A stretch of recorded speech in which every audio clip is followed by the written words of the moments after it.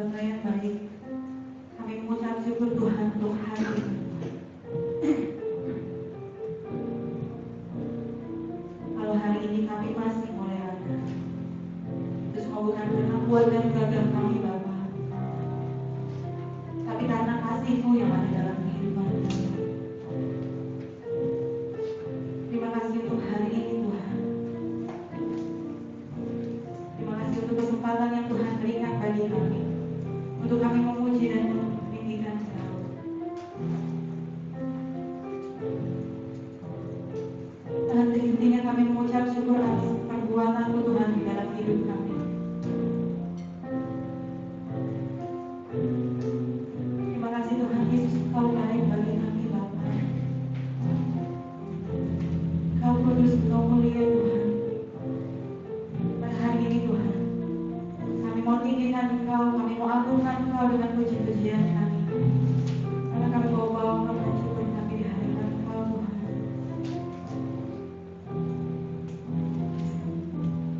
Terima kasih Tuhan, Engkau baik.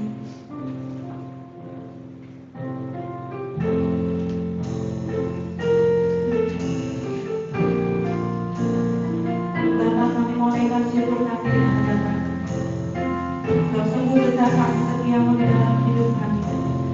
Hari Jumat Tuhan kita menyanyikan pujian ini.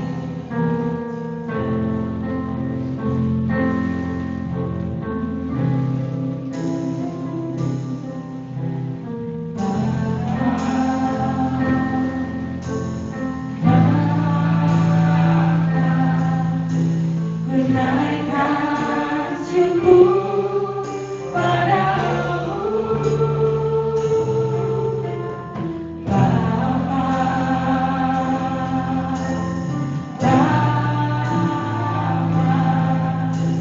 ku sembah sujud kepadamu. Yang mulia Bapa.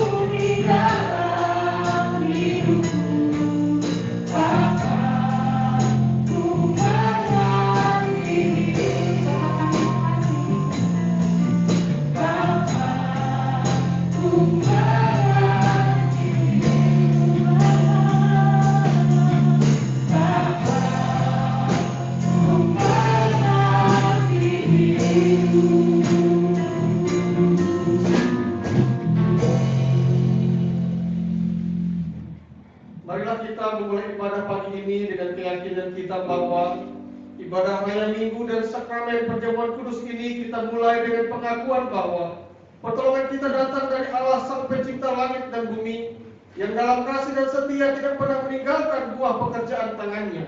Kasih karunia, rahmat dan damai sejahtera dari Allah Tritunggal, Bapa, Putra dan Roh Kudus menyertai saudara sekalian. Amin.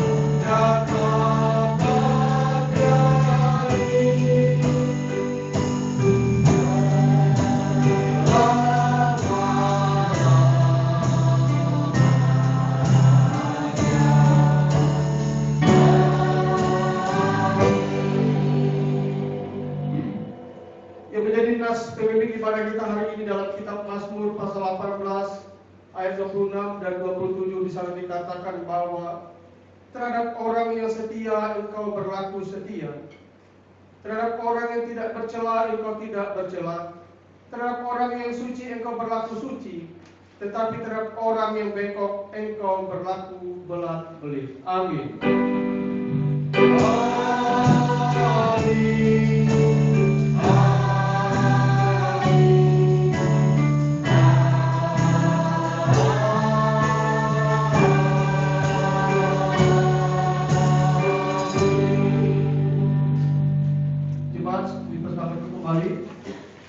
Kita akan masuk dalam doa syafaat. Kita perlu menggantungkan hidup kita kepada Tuhan. Doa syafaat akan dipimpin oleh hambanya Ibu Brenti. Kepada hambanya saya persilakan.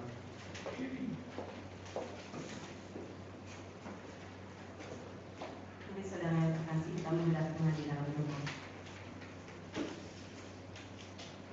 Kepadamu ya Tuhan, Allah kami yang hidup raja di atas segala raja, kami menaikkan segala pujian, hormat, syukur, dan pengagungan kami. Penghormatan kami hanya bagi Engkau Tuhan. Hari ini kami persembahkan di hadapan-Mu, Raja, dengan segenap hati, dengan segenap jiwa kami. Sambil kami menyatakan syukur kepada Engkau karena begitu besar kasih setia-Mu di dalam kehidupan kami. Kami sungguh mengucap syukur atas penyertaan dan pemeliharaan Tuhan dalam hidup kami sepanjang minggu yang sudah kami lalui. Masing-masing kami pribadi lepas pribadi maupun di dalam setiap rumah tangga, kami boleh mengalami dan merasakan kasih setia Tuhan. Kami boleh mengalami betapa Tuhan mencintai kami dan mengasihi kami. Di dalam suka kami, di dalam tawa kami, bahkan di dalam pergumulan kami sekalipun, kami mau tetap bersyukur karena kami tahu bahwa Allah memakai segala pergumulan yang kami alami untuk mendatangkan kebaikan bagi kami. Maka setiap hari Tuhan kami mau menyatakan syukur di hadapan hadirat-Mu. Dari kedalaman hati kami mau memuji dan memuliakan Engkau. Dan sungguh kami bersyukur Engkau setiap hari memberkati kami. Engkau setiap hari menolong dan menopang hidup kami. Kami mengucap syukur atas setiap hal yang Engkau kerjakan di dalam kehidupan kami, di dalam setiap pribadi maupun atas setiap rumah tangga. Di dalam hari-hari hidup kami boleh merasakan kasih setia Tuhan yang nyata, yang tidak pernah berkesudahan. Dan hari ini kami bersyukur oleh karenanya Tuhan. Bersama-sama kami bersyukur jika ada di antara kami yang boleh mengalami pemulihan, kesembuhan, mengalami sukacita atas bertambahnya usia ataupun ulang tahun pernikahan, atau atas berkat di dalam pekerjaan dan dalam segala hal Tuhan.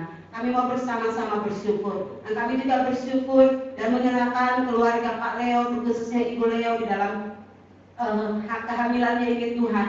Kami terus berdoa Tuhan memberkati, Tuhan menolong, Tuhan menopang, memberi kekuatan. Dan kami percaya Tuhan bahwa janin yang ada di dalam kandungannya telah dan akan terus bertumbuh dengan baik, sempurna oleh pertolongan tangan Tuhan.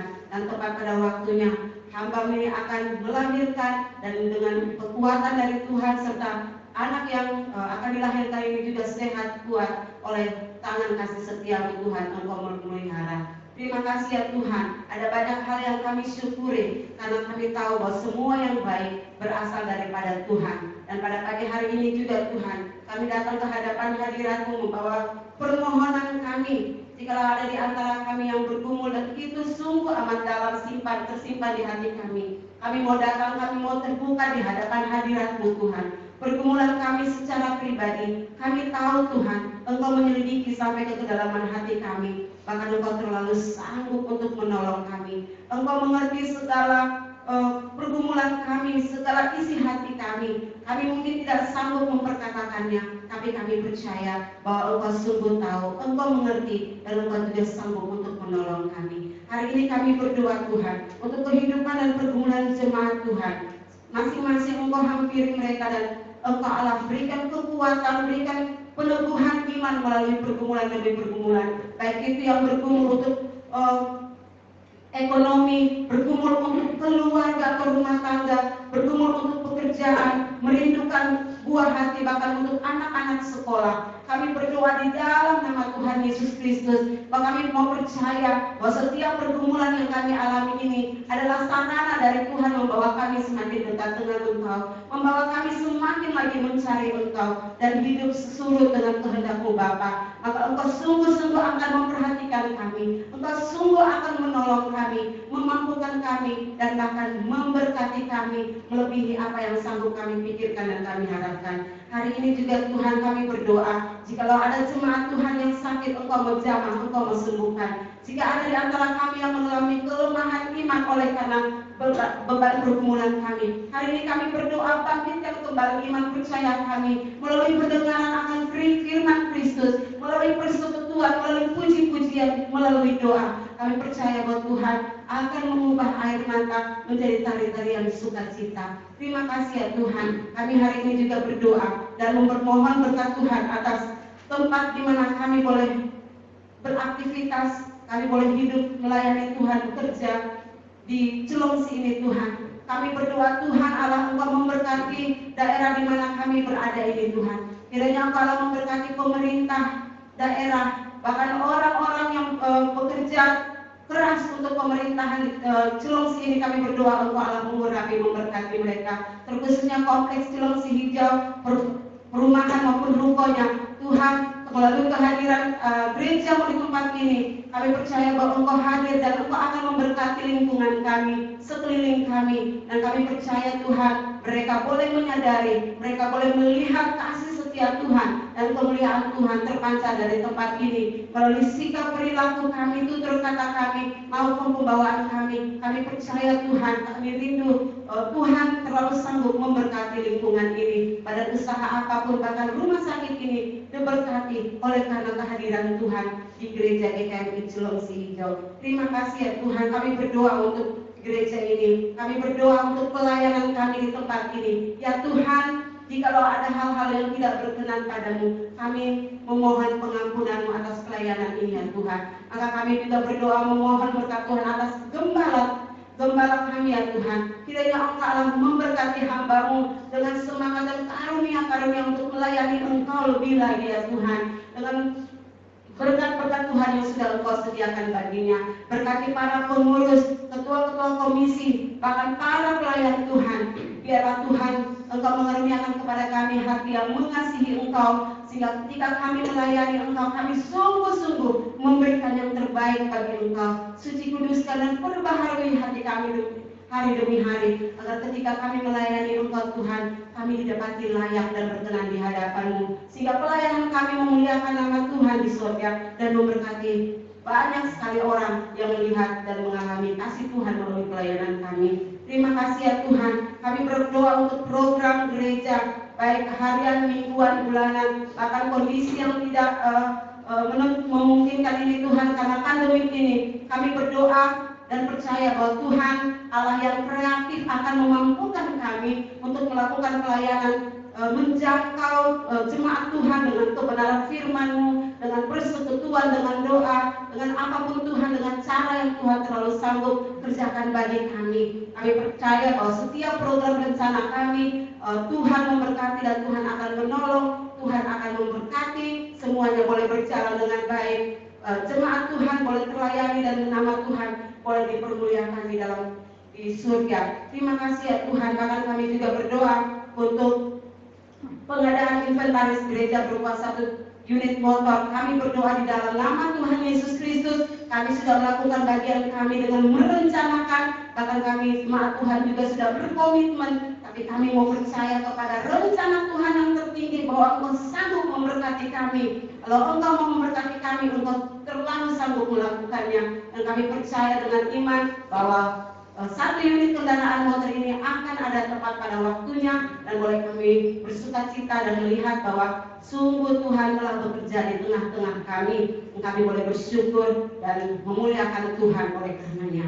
Terima kasih ya Tuhan. Kami berdoa hari ini Tuhan, membawa bangsa dan negara kami ke dalam tangan kasih-Mu. Bangsa Indonesia ya Tuhan, Allah sungguh mengasihi bangsa ini. Allah sungguh memperhatikan Engkau, Allah sungguh mempedulikan bangsa ini. Kami sungguh berdoa, Tuhan berkati, biarlah berkat Tuhan dari surga tercurah atas bangsa kami, atas pemimpin-pemimpin kami, presiden dan juga seluruh menteri, bahkan gubernur, bupati, camat, dan semua perangkat negara ini diberkati Tuhan, terkhususnya di dalam menghadapi pandemi COVID-19 ini. Tuhan, Engkau Allah menolong, mengaruniakan hikmat dari surga agar mereka mampu mengerjakan segala sesuatu yang terbaik demi pemulihan bangsa dan negara ini dari pandemi COVID-19. Kami juga berdoa dan mendukung tenaga medis Indonesia, baik itu yang bekerja di rumah sakit, klinik-klinik, bahkan di wisma atlet, rumah sakit yang menangani COVID. Kami berdoa di dalam nama Tuhan Yesus, perlindungan Tuhan yang sempurna ada atas mereka. Kami percaya bahwa Tuhan, tidak ada satupun daripada mereka yang Tuhan tidak Engkau perhatikan. Kami percaya bahwa melalui tangan mereka Tuhan menyatakan kasih-Mu atas orang-orang yang terinfeksi. Dan kami berdoa Tuhan terkhususnya untuk tenaga medis Kristen. Mereka tidak hanya mengobati secara jasmani, tapi mereka boleh menolong jiwa-jiwa untuk benar-benar mencari Tuhan dan berjumpa dengan Tuhan Yesus, mengakui Yesus Tuhan sebagai Tuhan dan Juru Selamat pribadi. Kami percaya bahwa Tuhan punya maksud dan rencana indah bagi kami sekalipun dalam masa-masa sulit ini, dan Engkau mengontrol segala sesuatunya. Semua akan indah pada waktunya selesai di dalam nama Tuhan Yesus Kristus. Kami percaya Tuhan sungguh memberkati, Tuhan sungguh akan menolong kami. Kami juga berdoa untuk GKMI di seluruh Indonesia, dari sinode maupun gereja-gereja lokal, baik hamba-hamba Tuhan juga Tuhan. Kami berdoa Allah mengurapi, memberkati mereka. Kami rindu melalui pelayanan mereka Tuhan, Injil disampaikan sampai ke pelosok-pelosok bumi, sampai ke seluruh negeri Indonesia ini mengalami pemberitaan firman Tuhan. Kami berdoa Engkau beri kekuatan, berikan kasih karunia-Mu atas pelayanan mereka. Kami juga berdoa untuk lembaga misi dan penginjilan, baik itu PIPKA maupun lembaga misi lainnya. Kami berdoa urapan dan kasih setia Tuhan menyertai, menopang dan menolong mereka. Mereka melakukan bagian yang harus mereka kerjakan, dan Tuhan akan mengerjakan apa yang Engkau kerjakan. Dan kami percaya bahwa bumi ini penuh dengan kemuliaan Tuhan. Firman Tuhan disampaikan, banyak jiwa datang kepada Tuhan. Terima kasih ya Tuhan Yesus Kristus, terima kasih. Terima kasih ya Bapa, kami sungguh mengucap syukur atas ibadah hari ini. Kami berdoa Engkau terus memberkati kami. Kami rindu dan percaya bahwa setiap kami yang datang pada pagi hari ini, bahkan juga yang beribadah secara online di rumah, kami semua mengalami berkat Tuhan melalui setiap pujian, pengagungan, penyembahan kami, bahkan melalui firman Tuhan yang sebentar lagi akan disampaikan. Kiranya Tuhan kami mengalami pertobatan, perubahan hidup, mengalami peningkatan iman, dan kami semakin lagi dekat dengan Tuhan. Kami berdoa untuk ibadah perjamuan pada pagi hari ini juga diberkati Tuhan. Kami semua telah mempersiapkan diri, dan kiranya melalui perjamuan ini Tuhan, kami boleh mengingat karya pengorbanan-Mu di atas kayu salib, dan kami boleh mengalami kuasa itu di dalam kehidupan kami sehari-hari. Di dalam nama Tuhan Yesus Kristus kami menyerahkan segala doa, ucapan syukur dan permohonan kami ke dalam tangan kasih-Mu. Di dalam nama Tuhan Yesus yang sudah mengajarkan kami berdoa. Bapa kami yang di surga, dikuduskanlah nama-Mu, datanglah kerajaan-Mu, jadilah kehendak-Mu di bumi seperti di surga. Berikanlah kami pada hari ini makanan kami yang secukupnya, dan ampunilah kami akan kesalahan kami, seperti kami juga mengampuni orang yang bersalah kepada kami. Dan janganlah membawa kami ke dalam pencobaan, tetapi lepaskanlah kami daripada yang jahat, karena Engkau yang mempunyai kerajaan dan kuasa dan kemuliaan sampai selama-lamanya. Amin. Terima kasih kepada hambanya, Tuhan Yesus memberkati. Mbak Tuhan yang dikasih Tuhan Yesus, sebelum kita mengucap syukur pada pagi hari ini, kita boleh membawa korban syukur kita untuk memuji-muji Tuhan, meninggikan Dia Raja di atas segala raja. Maka dari itu saya mengajak kita semua, mari kita mau kembali bangkit berdiri, kita mau memuji-muji nama Tuhan. Terpujilah nama Tuhan.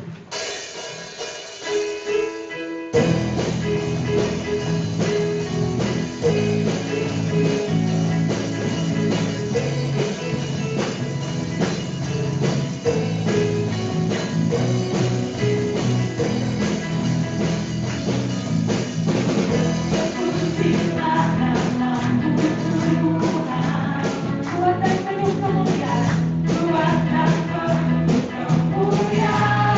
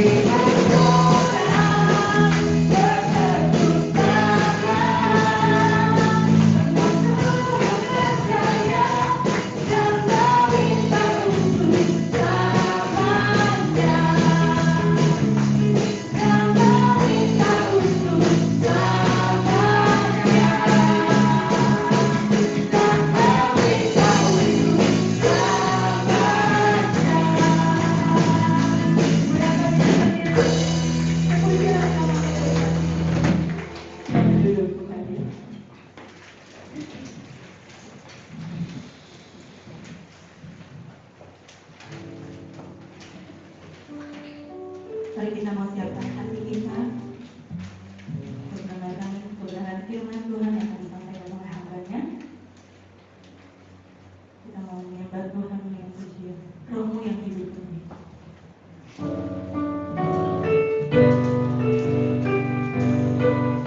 Membuka hati kami untuk firman-Mu Tuhan. Membuka hati kami untuk firman-Mu.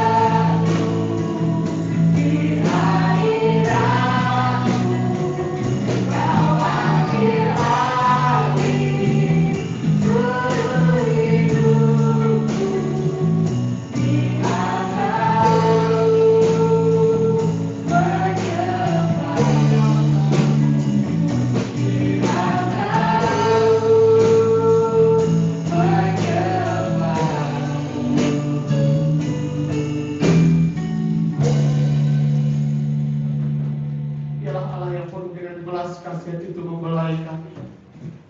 Karena sesungguhnya hidup kami akan hampa, hati kami kosong dan kacau ya Tuhan. Tanpa Engkau hadir dalam hidup kami. Untuk itu hari ini kami membuka diri kami, membuka hati kami untuk jamahan. Biar Engkau boleh tinggal menetap dalam hati hidup kami Tuhan. Menguasai hati kami. Sehingga Engkau yang boleh mengambil alih atas seluruh otoritas hidup kami. Dan kami boleh menjadi orang yang hidup dikuasai oleh kehendak-Mu. Kami rindu hidup dalam kedamaian bersama dengan Tuhan. Terima kasih untuk kesempatan ini Tuhan. Kami bersama-sama datang memuji menyembah Tuhan.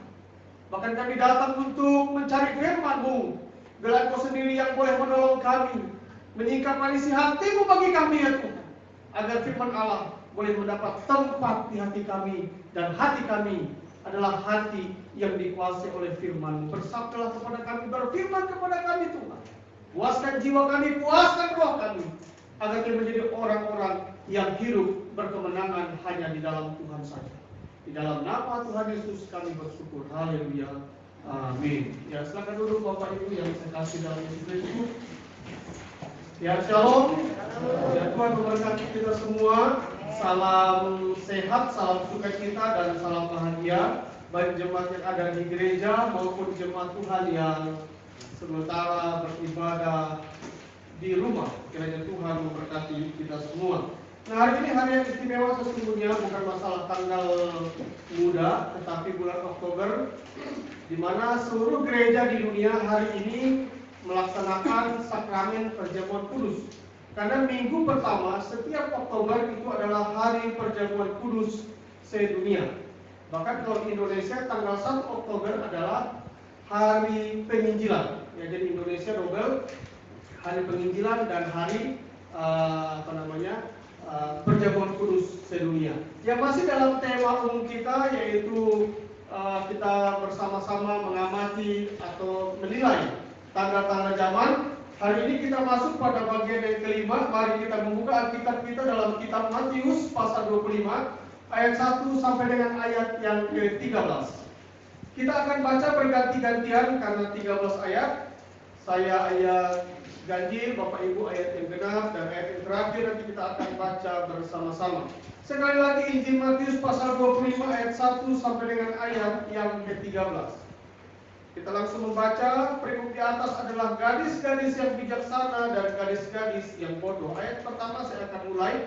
Pada waktu itu hal kerajaan sorga seumpama 10 gadis yang mengambil peritanya dan pergi menyongsong mempelai laki-laki.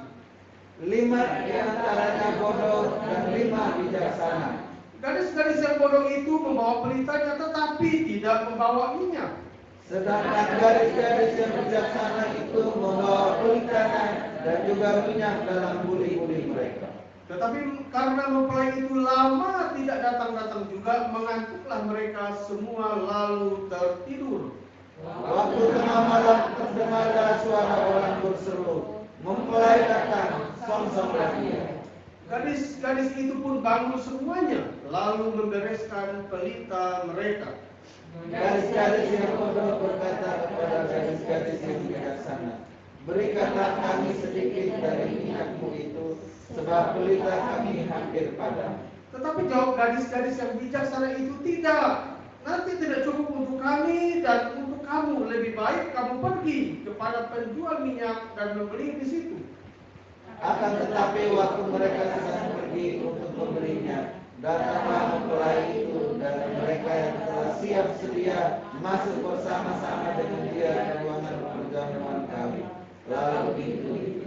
Kemudian datang juga gadis-gadis lain itu dan berkata, "Tuan, Tuan, bukakanlah kami pintu."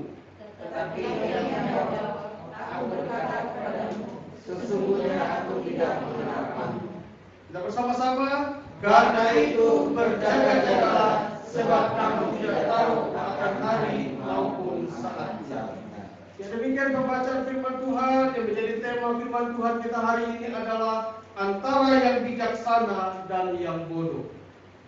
Teolog yang sangat terkenal bernama Louis Berkhof menyebutkan bahwa ada 4 bentuk iman kekristenan. Dia berkata yang pertama ada namanya iman historis, yaitu iman yang diwarisi oleh orang tua dan keluarga. Artinya kita Kristen karena memang kita terlahir dalam keluarga Kristen. Itu namanya Kristen historis. Yang kedua, dia berkata bahwa ada namanya Kristen mujizat atau iman mujizat. Jadi ada anak-anak Tuhan yang mencari Tuhan hanya karena mujizat. Sakit sembuh, miskin kaya, ya, tidak berpendidikan bisa menjadi orang pintar. Itu tidak salah. Tetapi fokusnya bukan kepada sumber mujizat itu, tetapi kepada hal-hal yang bersifat materi. Dan yang ketiga, dia menyebutkan bahwa ada namanya jenis iman sementara. Iman yang sementara ini artinya ketika hidup dalam ketenangan, kenyamanan, apa yang dipikirkan itu menjadi bagian hidupnya, dia akan setia. Tetapi ketika kenyataan hidup tidak sesuai dengan apa yang dialami dalam kehidupannya, dia mulai meninggalkan Tuhan. Artinya ini iman yang sementara. Tetapi ada yang keempat, yang jenis iman itu adalah iman yang sejati. Artinya apa? Dia mengasihi Kristus bukan hanya karena dia terlahir dari Kristen, tapi karena dia memang menerima Kristus sebagai Tuhan dan Juru Selamat secara pribadi. Nah, Bapak Ibu yang saya kasih dalam Yesus Kristus, kembali kepada tema firman Tuhan kita hari ini, antara yang bijaksana dan yang bodoh. Alkitab mencatat dalam perumpamaan ini Yesus menggambarkan membagi kelompok orang Kristen itu ternyata cuma ada dua. Ada orang Kristen yang bijaksana, tetapi ada orang Kristen yang bodoh. Tidak enak ngomong bodoh, tetapi itulah bahasa Alkitab. Saudara yang saya kasih dalam Yesus Kristus, saya akan menyampaikan di awal khotbah saya ini ada dua kisah cerita. Ini yang saya alami, bukan saya alami ya, tetapi yang saya tahu. Kok dua pak nanti boros ya nggak apa-apa begitu ya. Nanti saya akan menyampaikan, Bapak Ibu akan menyimpulkan apakah cerita ini yang pertama atau yang kedua tergolong orang yang bijaksana atau kurang bijaksana atau orang yang bodoh. Nah, yang pertama adalah tentang seorang teman. Ini memang waktu itu masih kecil ya, masih kecil. Saya juga tahu ceritanya dari kakaknya karena memang belum sekolah. Cerita tentang menghitung telur ayam.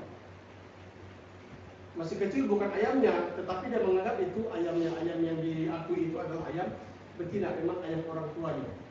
Ketika ayamnya bertelur, setiap hari dia menghitung telurnya.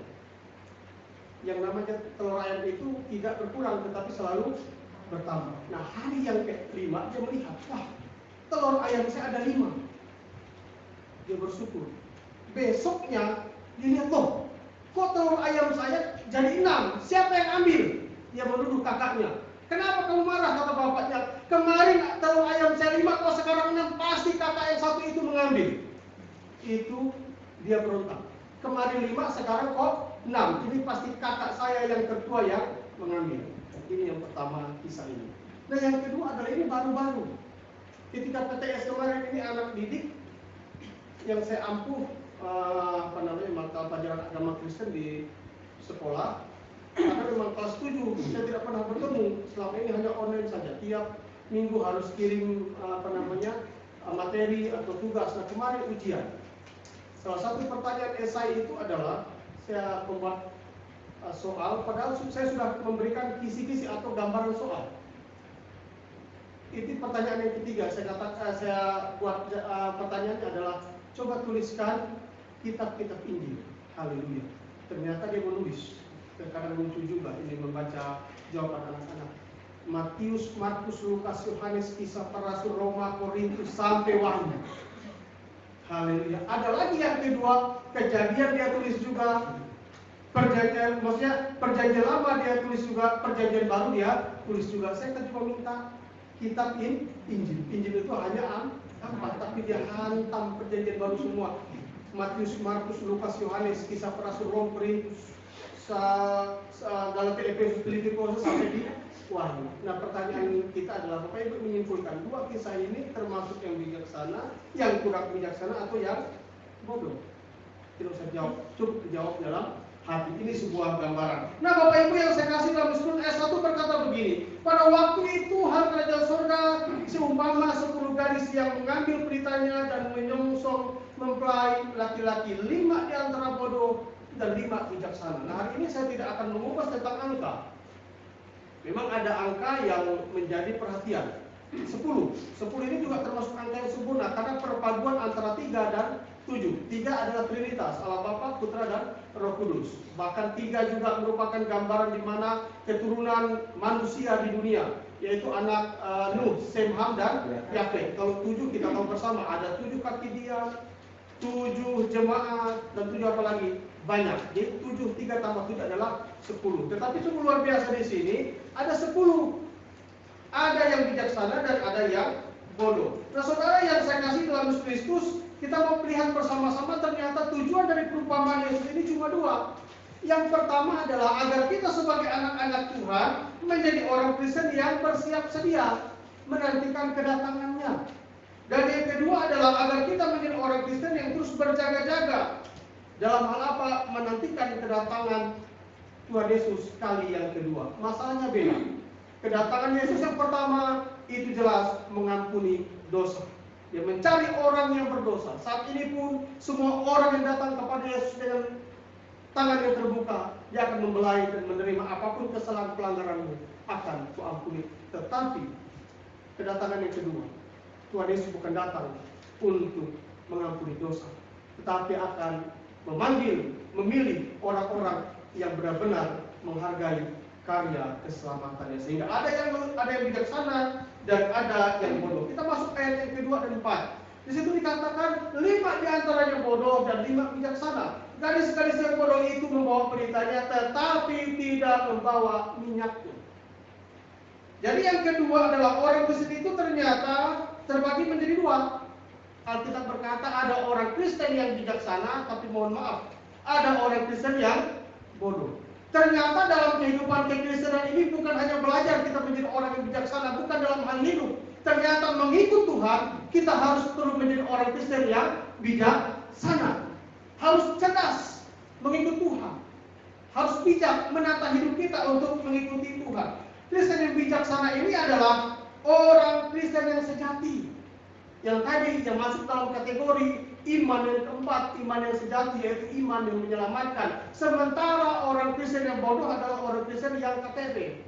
Artinya memang secara identitas dia adalah Kristen tulen, baik Protestan maupun karismatik Kristen, tetapi bukan Kristen yang benaran. Nah saudara yang saya kasih dalam Yesus Kristus, dalam perumpamaan ini ternyata antara orang Kristen yang sejati maupun orang Kristen yang bodoh ternyata sama-sama punya berita. Sama-sama punya berita, tetapi membedakannya adalah yang bijaksana membawa minyak cadangan, tetapi yang bodoh tidak membawa minyak cadangan. Ini pasti akan habis.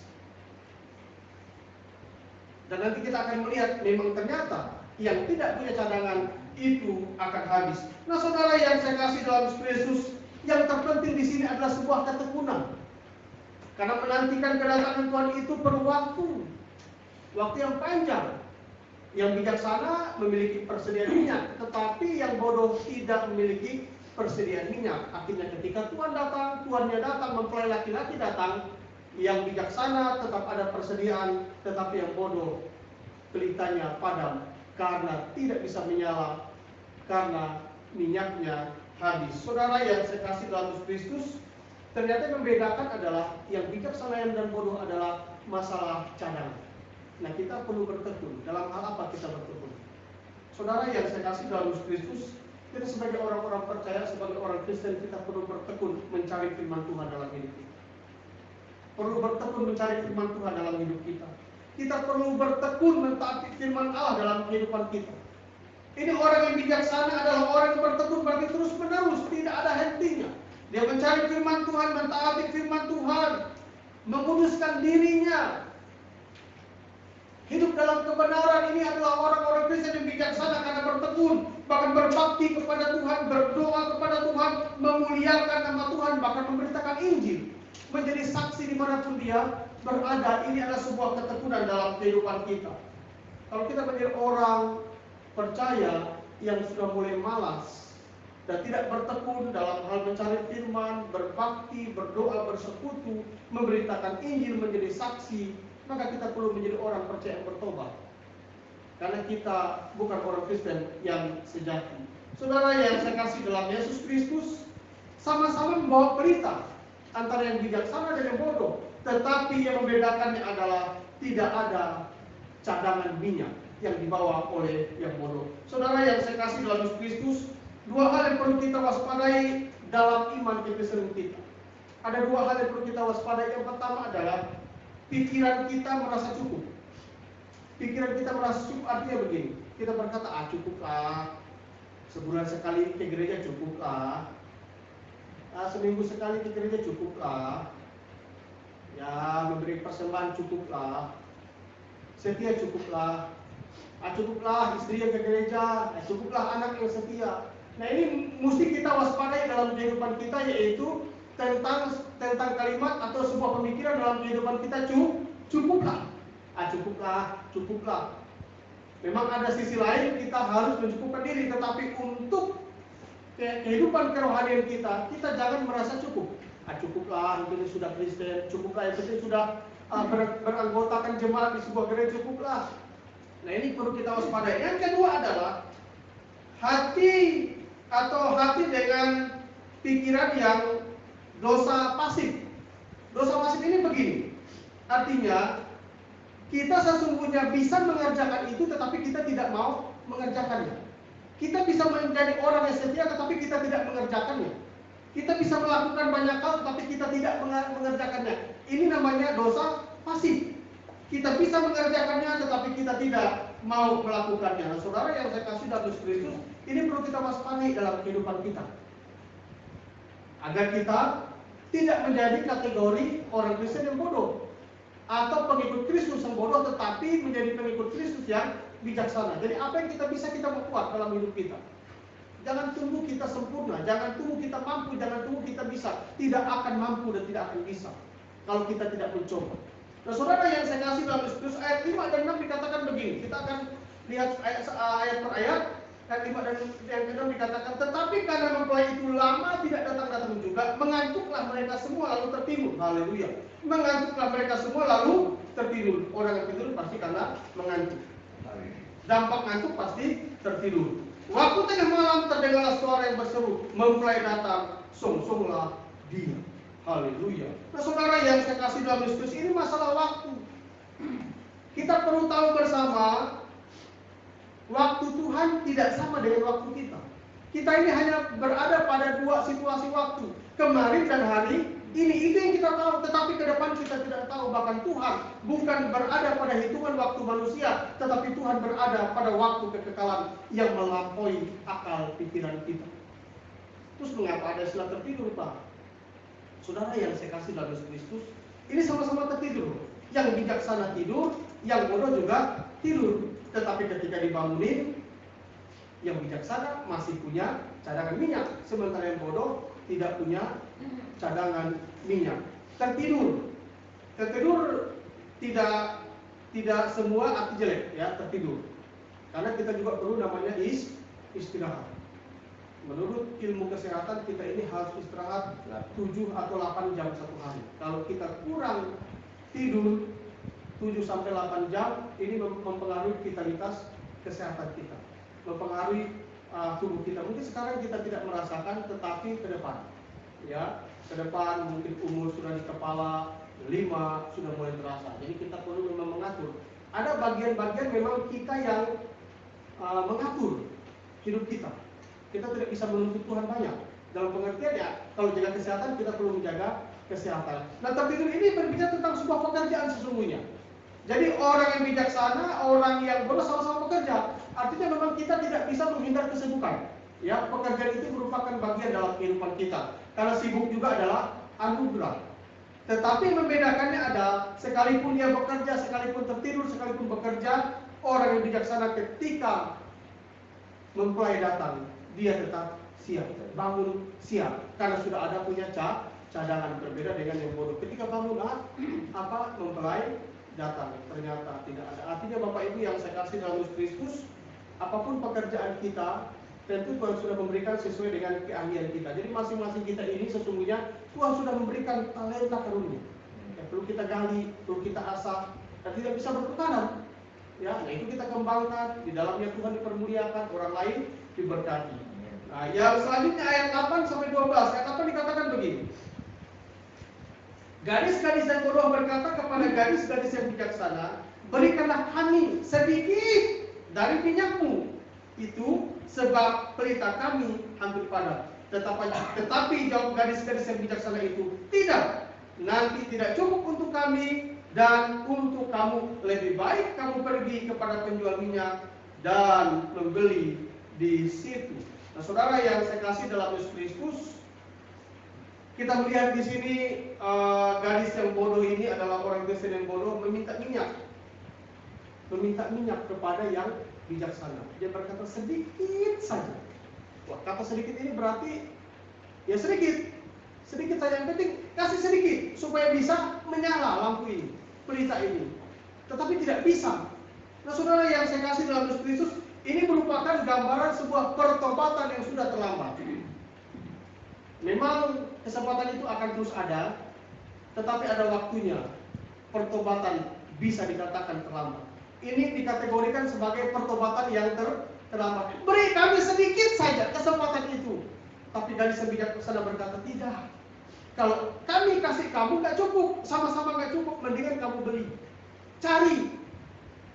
Tadi masih ada kesempatan yang bijaksana bertekun dalam firman, berdoa, tetapi yang bodoh tidak. Nah, sekarang dia mencoba mencari. Ke sana sini cari, baru mempersiapkan diri, mau setia, mau melayani, mau beribadah kepada Tuhan, mau memberikan yang terbaik kepada Tuhan, tetapi ternyata sudah terlambat. Saudara yang saya kasih dalam Yesus Kristus, dua kalimat yang cocok untuk sebuah yang terlambat adalah begini. Yang pertama, kerajinan di kemudian hari tidak bisa membalas kelalaian di masa yang lalu. Dan yang kedua adalah kesempatan yang hilang dan disia-siakan tidak pernah akan datang kembali. Ketika mempelai datang, baru terngiang sebuah pertobatan dari gadis-gadis yang bodoh, 5 gadis yang bodoh. Mereka coba minta dong, nggak bisa, nggak cukup untuk kami maupun untuk kamu. Mendingan kamu cari, kamu beli. Nah, saudara yang saya kasih dalam Yesus Kristus, jangan suka menunda untuk perkara-perkara rohani. Jangan suka menunda komitmen kita kepada Tuhan. Jangan suka menunda janji kita kepada Tuhan. Jangan suka menunda hal-hal yang baik dalam kehidupan kita. Mengapa kita tidak boleh menunda sebelum semuanya terlambat? Mana tahu apa yang kita komitmenkan 3 tahun yang lalu, besok tidak bisa kita buat lagi. Yang ada hanya sebuah penyesalan dan air mata kita hanya menunggu. Mengapa saya tidak kerjakan? Kalau aku bisa buat ini, buatlah itu. Kalau aku bisa buat itu, buat itu. Jangan tunggu sampai terlambat. Sangat menyedihkan ketika saya merenungkan ayat demi ayat. Aduh, sedih juga ya. Dia minta tolong dong kawan. Bisa jadi orang dekat yang 5 orang ini, namanya 10. 10 bijaksana, 10 yang bodoh. Mungkin teman dekat. Bukan hanya teman, sahabat, soulmate, orang dekat. Wah, mungkin sepiring bersama, 1 gelas berdua, haleluya. Ya, karena dekatnya, tetapi untuk masalah ini, sorry, tidak bisa. Nah, saudara yang saya kasih dalam Yesus Kristus, ayat yang ke-9 dikatakan begini, tetapi jawab gadis-gadis yang bijaksana itu, tidak, nanti tidak cukup untuk kami dan untuk kamu. Lebih baik kamu pergi kepada penjual minyak dan membeli di situ. Akan tetapi waktu mereka sedang pergi membelinya, datanglah mempelai itu, dan mereka yang telah siap sedia masuk bersama-sama dengan dia ke ruang perjamuan, lalu pintu-pintu. Sekali lagi saya baca ayat ke-9. Tetapi jawab gadis-gadis yang bijaksana itu, tidak, nanti tidak cukup untuk kami dan untuk kamu. Lebih baik kamu pergi kepada penjual minyak dan beli di situ. Saudara yang saya kasih dalam Yesus Kristus, gadis yang bijaksana tidak mau membeli minyak. Jangan kita berkata, jangan omong dulu ya. Jangan kita langsung berkata, membuat sebuah asumsi bahwa wah, gadis yang bijaksana itu apa? Egois, pelit, wah serakah, enggak perhatikan teman. Jangan dulu. Saudara yang saya kasih dalam Yesus Kristus, ini bukan berarti gadis yang bijaksana ini dia egois, bukan juga gadis yang bijaksana ini adalah dia tidak punya kasih. Di sini memang ada dalam kehidupan ini hal-hal yang tidak bisa kita berikan kepada orang lain. Sekali lagi, ada hal-hal dalam kehidupan rohani yang tidak bisa kita berikan kepada orang lain. Itu masalah pribadi. Saudara yang saya kasih dalam Yesus Kristus, dalam konteks kedatangan Tuhan khususnya, dalam konteks kedatangan Tuhan ada hal-hal yang tidak bisa kita berikan kepada orang lain. Apakah itu iman kita?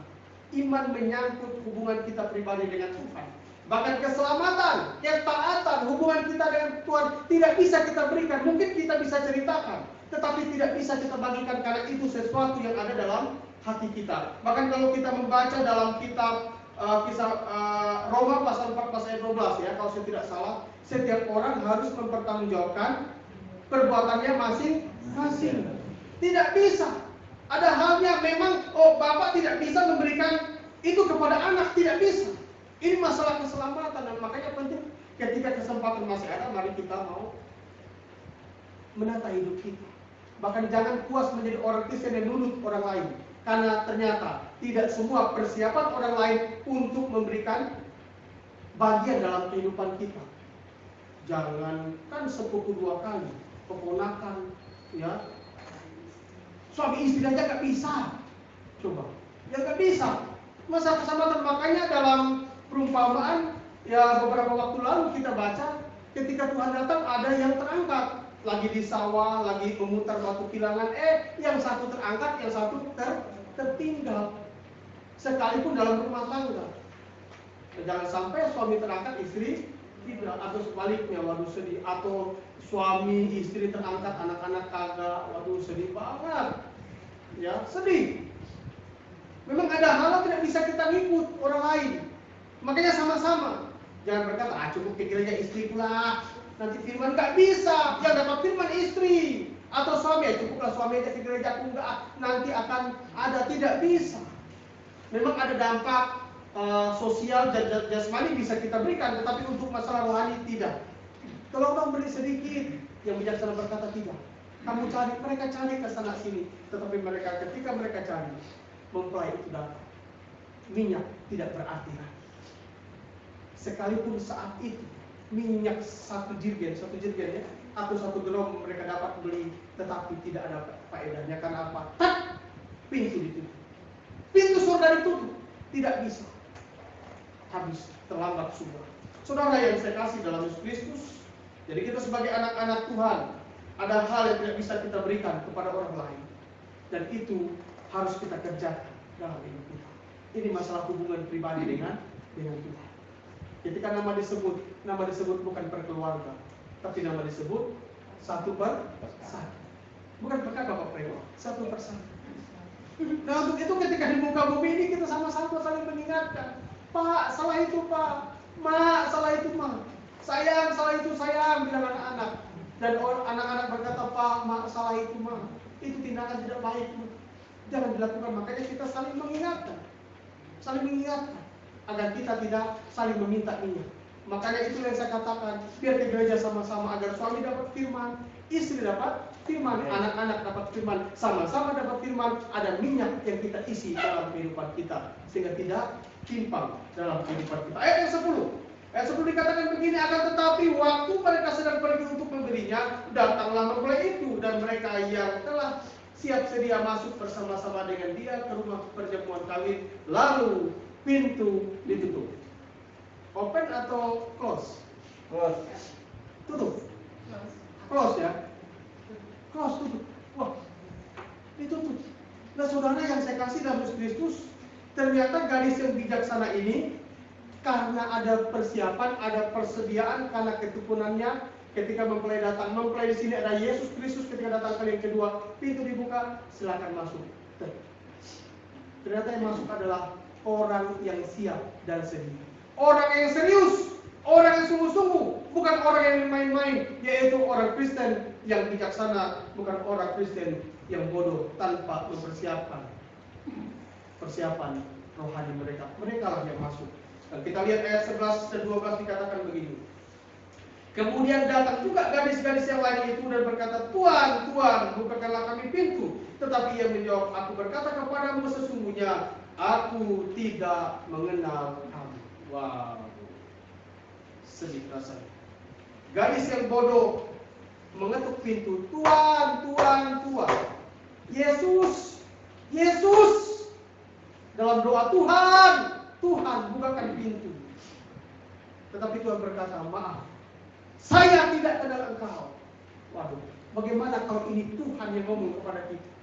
Kita selalu berdoa, Tuhan, Tuhan, Yesus, mungkin dengan tangisan air mata, dengan penuh penyesalan dan orang berdosa membutuhkan engkau Tuhan.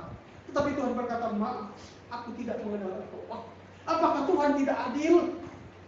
Bukankah dengan kesungguhan hati sudah mencari di sana sini minyak yang habis tadi, tetapi pintu ditutup dan Tuhan berkata, aku tidak mengenal engkau. Bapak Ibu pernah ditolak? Wah, ditolak gak enak, sakit. Apalagi yang menolak adalah orang yang kita kenal. Kita pernah perbaikan misalnya, ditolak. Maaf, aku tidak kenal engkau. Waduh, bagaimana perasaan kita ketika ada saudara yang saya kasih dalam Kristus? Semua orang percaya, termasuk orang Kristen yang bodoh, yang selama hidupnya menyia-nyiakan kesempatan ketika Tuhan berkata, aku berdiri di muka pintu, mengetok pintumu, ini aku, tetapi tidak menerima ketukan tawaranku. Maka ketika masalah kerajaan Allah, Tuhan berkata, aku pun tidak mengenal engkau. Karena ketika aku mengetok pintu hati, membuka hidupku untuk engkau, tetapi engkau tidak pernah datang, padahal engkau tahu, maaf, aku tidak mengenal engkau. Saya tidak membayangkan seperti ini Bapak Ibu. Sudah mengemis-ngemis minta, Tuhan, Tuhan, Tuhan. Ini Tuhan merupakan sebuah kalimat yang tertinggi sesungguhnya. Bukan Pak, tetapi Tuhan. Menganggap yang diperlukan itu adalah orang besar. Tuhan, Tuhan, bukakan kami pintu.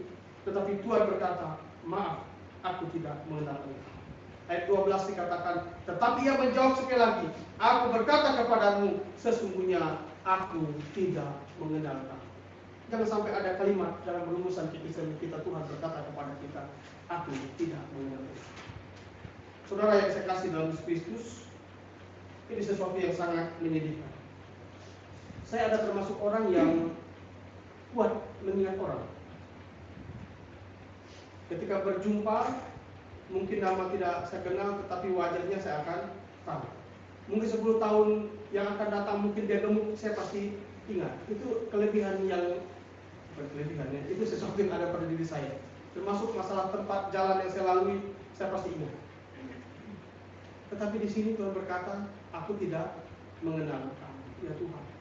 Dan kita rindu sesungguhnya nama kita ada di dalam buku kehidupan. Hanya orang Kristen yang bijaksana memikirkan itu. Tetapi orang Kristen yang bodoh tidak memikirkan itu, menganggap itu sesuatu yang tidak pantas. Saudara yang saya kasih dalam Yesus Kristus, apakah Tuhan pribadi yang lupa? Tuhan tidak lupa sebenarnya. Saya yang penuh keterbatasan ini saja masih ingat. Begitu. Masalahnya begini, mengapa Tuhan sampai tidak kenal? Karena memang selama hidupnya tidak pernah dikenal oleh Tuhan. Selama hidupnya memang menjadi orang yang tidak taat, menjadi orang yang tidak percaya kepada Tuhan, sehingga Tuhan tidak kenal. Masalahnya begini, kalau memang dia kenal Tuhan, Tuhan kenal dia, sampai kapanpun Tuhan akan kenal. Kalau kita sudah hidup diselamatkan, maka keselamatan itu tetap menjadi bagian dalam kehidupan kita. Gimana kalau kita tidak dikenal oleh Tuhan? Saudara yang saya kasih dalam Yesus Kristus, boleh jadi banyak orang, semua orang mengenal kita sebagai orang percaya, sebagai orang Kristen. Tetapi saya mau katakan yang terpenting adalah apakah Yesus mengenal kita? Atau seperti gadis yang bodoh yang pikir dan mengetok dengan penuh kesungguhan, Tuhan, Tuhan, bukakan pintu, saya mau masuk. Tapi Tuhan itu berkata, Tuhan berkata, maaf, aku tidak kenal engkau. Kalau dikenal pasti akan dibuka. Ya sama kalau orang ketok pintu tengah malam, kalau orang tidak kita kenal, wah, kita tidak akan buka. Tidak akan kita buka. Namanya tengah malam, ketok, tok, tok, tok. Tetapi kalau kita kenal, wah, ngapain Pak Agran? Pasti buka, walaupun jengkel ya. Misal Pak Depa bertamu ke rumah jam 2 pagi, Pak Adi, siapa? Lagi tidur siap, ngapain sih Pak Depa? Jengkel sih, tapi masih dibuka. Tapi kalau nggak kenal, sorry, Ya, mau diketok, mau ditelepon, kalau orang nggak kenal atau nomor tidak dikenal, tidak akan dibuka. Nah, saudara yang saya kasih dalam Yesus Kristus, apakah kita sudah menjadi orang Kristen yang sungguh-sungguh mencari Yesus? Apakah kita sudah menjadi Kristen yang menerima Yesus sebagai Tuhan dan Juru Selamat dalam kehidupan kita secara pribadi? Sudahkah kita memiliki hubungan yang baik dengan Tuhan bersama keluarga kita? Saudara yang saya kasih dalam Yesus Kristus, di mana posisi kita saat ini sesungguhnya? Apakah kita menjadi orang Kristen yang bijaksana, yaitu memiliki ketekunan dalam perkara-perkara rohani, atau berada pada posisi orang Kristen yang bodoh, yang tidak memikirkan perkara-perkara rohani, yang sampai kehabisan minyak ketika Tuhan datang? Hari ini saya berdoa dan mengajak jemaat yang saya kasih semua, jadilah orang Kristen yang bijaksana di antara orang Kristen yang bodoh. Terpujilah nama Tuhan. Mari kita berdoa.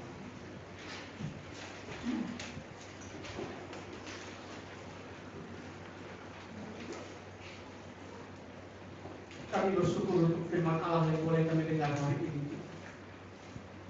Kedatangan-Mu Engkau umpamakan dalam kehidupan kekristenan, ada yang bijaksana, ada yang bodoh. Kami memerlukan Engkau ya Tuhan. Bila kami boleh menghargai karya keselamatan sebelum segala sesuatu terlambat ya Tuhan. Roh-Mu yang kudus hari ini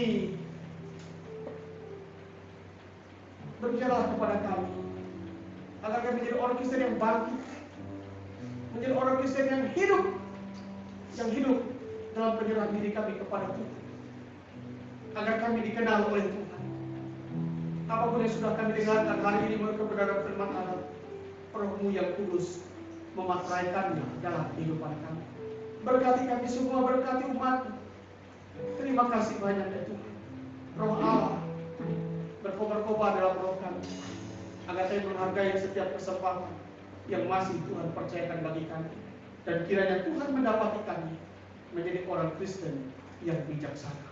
Di dalam nama Tuhan Yesus kami bersyukur kepada-Mu. Haleluya. Amin. Terpujilah nama Tuhan. Bapak Ibu yang saya kasih dalam Yesus Kristus, kita akan masuk dalam pelayanan sakramen perjamuan kudus. Saudara-saudara yang terkasih, Yesus pernah berkata dalam firman-Nya, marilah kepadaku semua yang letih lesu dan berbeban berat, aku akan memberikan kelegaan kepadanya. Pelayanan perjamuan kudus ini disediakan bagi mereka yang sungguh-sungguh menyadari bahwa dia adalah orang berdosa dan mau bertobat, dan mau menerima Yesus dan menyerahkan hidupnya dalam pemeliharaan ilahi. Bahkan bagi mereka yang sudah menyatakan dirinya sebagai pengikut Kristus di dalam pelayanan baptisan kudus. Bahkan hari ini saya menantang jemaat yang belum dibaptis, mari membuat keputusan, membuat komitmen untuk mau masuk dalam kelas katekisasi, sehingga pertemuan-pertemuan berikutnya dapat mengambil perjamuan kudus ini.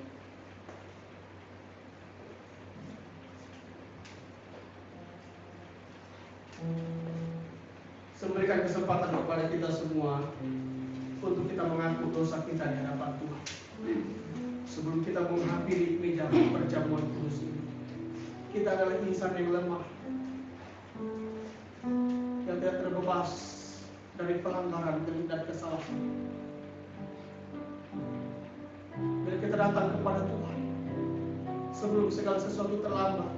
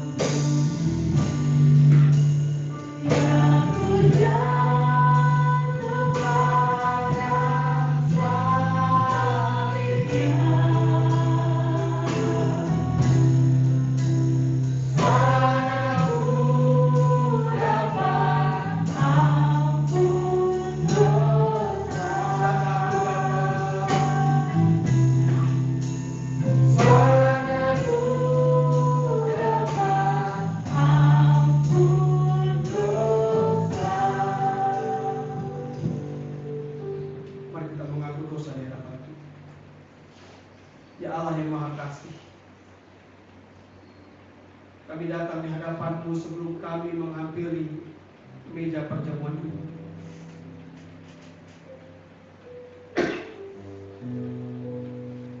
Dalam pergulatan batin Tuhan, kami menyadari kami adalah orang yang berdosa terhadap Tuhan dan sesama. Tetapi hari ini kami datang di hadapan Tuhan. Kiranya melalui perjamuan ini kami diperdamaikan oleh darah-Mu. Terima kasih. Kuduskan kami Tuhan, kuduskan kami. Dalam nama Tuhan Yesus kami bersyukur. Amin.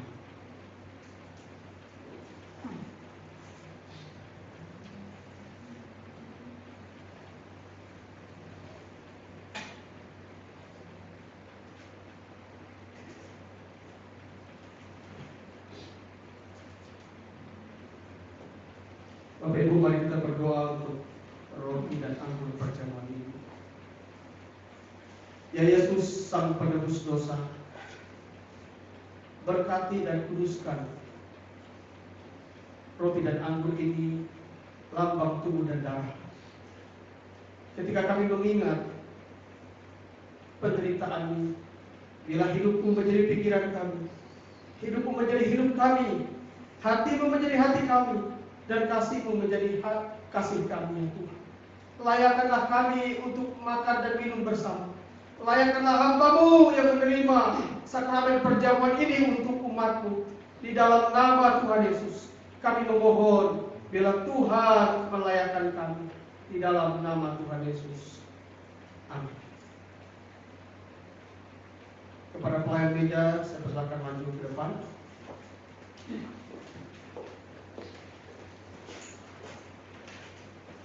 Ya, rotinya ada ayatnya. Saya membaca ayat yang ada di tangan saya. Lukas pasal 6 ayat 38 bagian B. Berilah dan kamu akan diberi sesuatu takaran yang baik. Pada malam waktu ia diserahkan, mengambil roti, lalu ia mengucap syukur atasnya. Ia memecah-mecahkannya dan berkata, inilah tubuhku yang diserahkan bagi kamu, perbuatlah ini menjadi peringatan akan aku. Demikian juga ia mengambil cawan sesudah makan lalu berkata, cawan ini adalah perjanjian baru yang dimateraikan dengan darahku. Perbuatlah ini setiap kali kamu minumnya menjadi peringatan akan aku. Ambillah, layanilah mereka dalam nama Tuhan. Ambillah, layanilah mereka dalam nama Tuhan.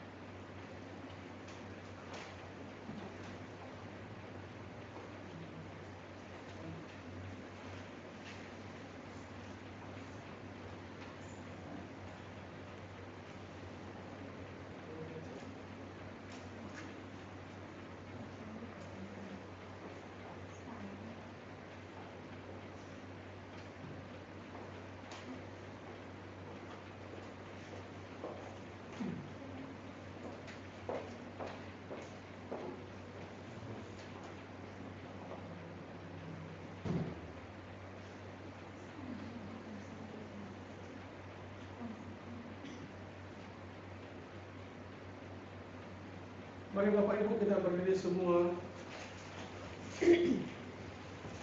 Kita masing-masing melihat ayat firman Tuhan yang ada di tangan kita.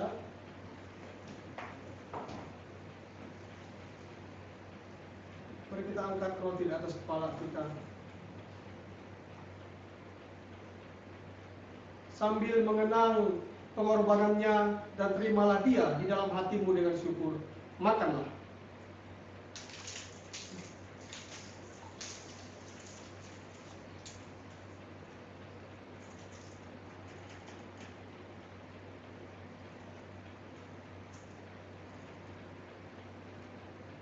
Mari kita angkat cawan di atas kepala kita. Sambil mengenang pengorbanan Yesus Kristus, terimalah dia dalam hati kita dengan syukur. Minumlah.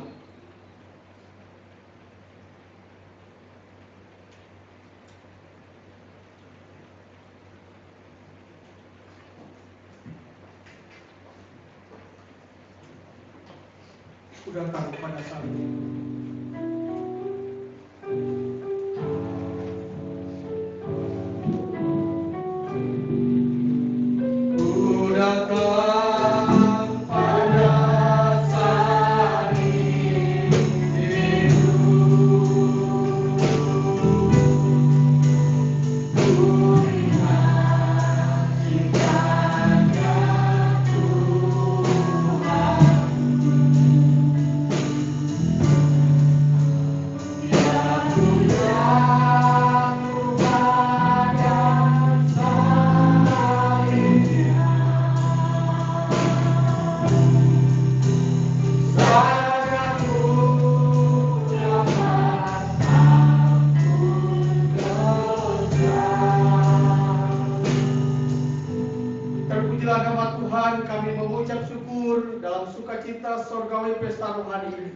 Kami percaya hidup kami sudah diperdamaikan oleh Tuhan di dalam nama Tuhan Yesus.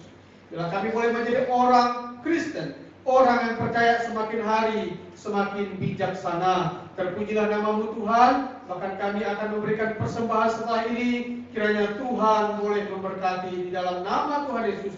Kami bersyukur kepadamu. Haleluya. Amin. Silakan kembali Bapak Ibu. Silakan Bapak Ibu untuk memberikan persembahan untuk maju di depan. Ada di sebelah kanan saya.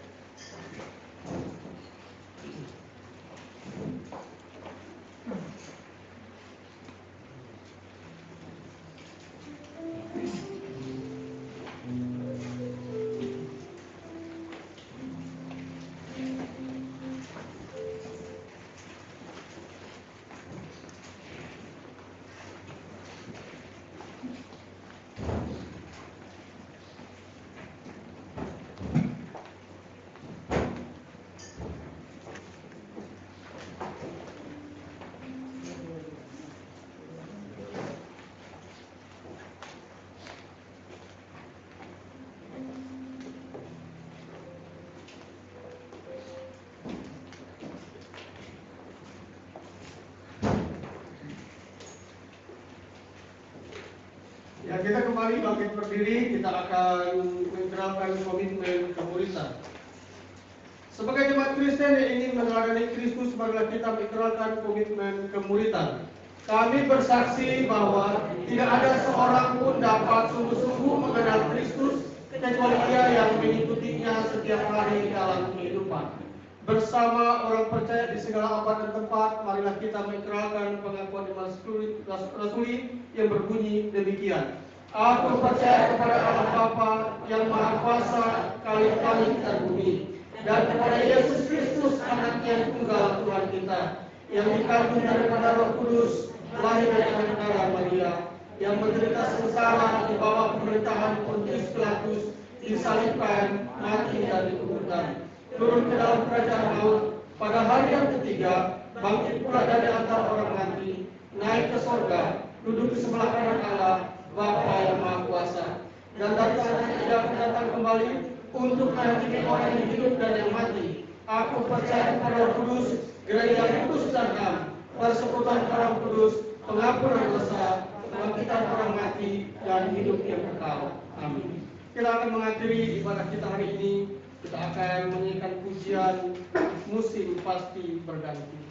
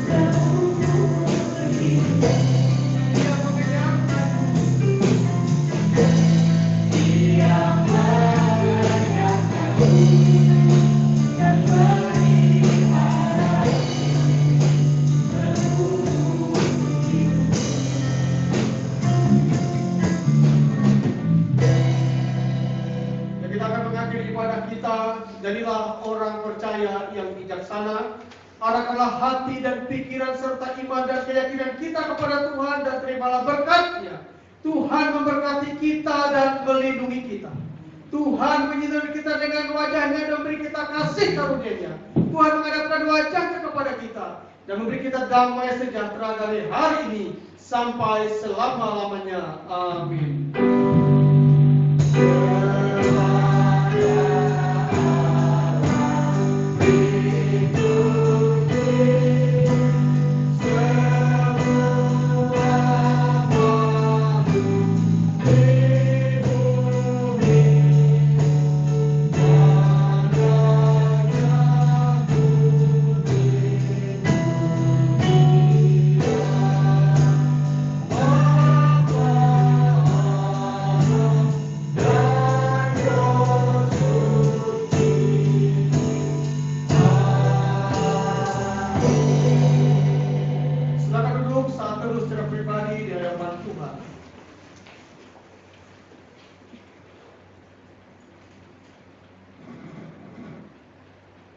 Terpujilah nama Tuhan, ibadah raya Minggu dan perjamuan kudus hari ini boleh berakhir. Dari tempat ini saya mengucapkan selamat hari Minggu, salam sehat, salam sukacita dan salam bahagia bagi kita semua. Shalom.